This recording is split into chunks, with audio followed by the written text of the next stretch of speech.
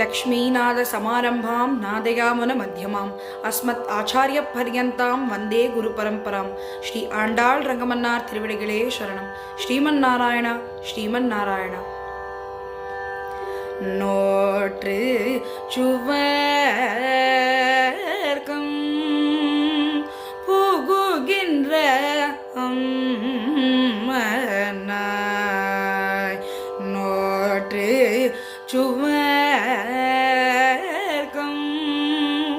புகுகின்ற அம்மனாய்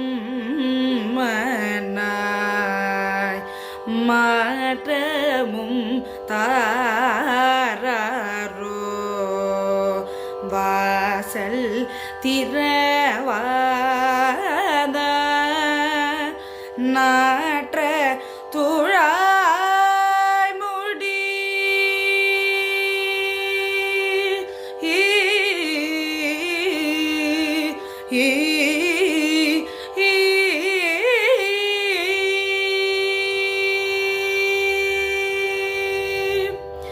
நாற்ற துழாய் முடி நாராயணன் நாற்ற துழாய் முடி நாராயணன்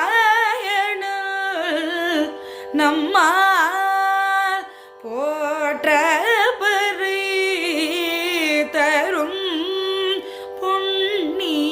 நாள் பண்டொரு நாள் கூற்றத்தின் வாய்வீந்த கும்பகர்ணனும்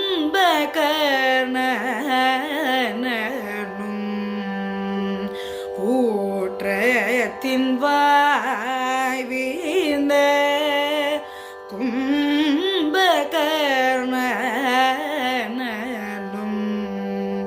தோற்றும் உனக்கே பெரும் துயில் தான் தந்தானோ ஆற்ற அனல் தடுடையாய் அருங்கலமே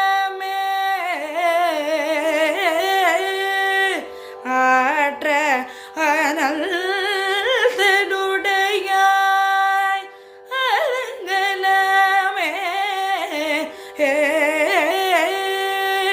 தேற்றமாய் வந்து திரவேனோரம் பாவாய் தேற்றமாய் வந்து திரவேனோரம் பாவாய்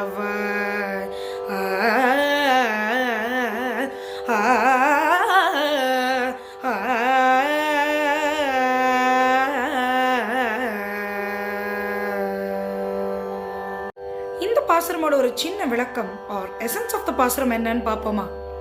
இதுக்கு முன்னாடி பார்த்த 4 பாசுரத்துல எப்படி இருந்ததோ அதே மாதிரி இந்த பாசுரத்திலையும் நம்ம அழகான ஆண்டாள் நாச்சியார் அவளோட நெருக்கமான அன்பு தோழியை எழுப்புறாளாம். இந்த பாசுரத்துல அதை எப்படி பண்றான்னு பார்க்கலாமா?